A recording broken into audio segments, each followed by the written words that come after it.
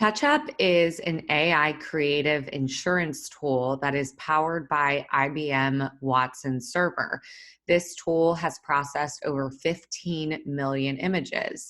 This is an example of a graphic that a hotel was running on Facebook for an event. Now, before putting $1,000, for instance, behind this graphic, we can run it through this AI tool that's going to show the pre-attention order and probabilities of a consumer's eyes when they scroll through and see this graphic in their social feeds. Now, as long as it's a graphic, this is going to take into account all of the images that the IBM Watson server has analyzed, again, over 15 million, and give you an idea of what someone's going to pick up. So for instance, this is an example of where we're advertising the Banter restaurant. However, in this graphic, people are only going to see the Coconut Cartel, and they're going to see flavors of the tropics, but not necessarily click through and see the Reserve Now.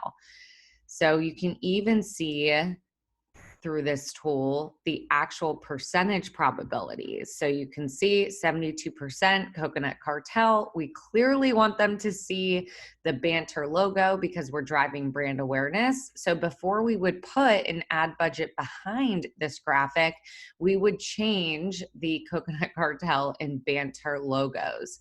We'd also see that 48% of the eyeballs are going to see Flavor of the Tropics. We want them to see Reserve Now so that they click through and buy a ticket and RSVP to the event. This is an example of a way that you can be very cost effective and get a better return on your investment simply by understanding where people's eyes are going to go in the feed and align your graphics accordingly, even if it is just organic and you're not putting an ad budget behind the graphic. Now, this is also going to give you perceived emotions.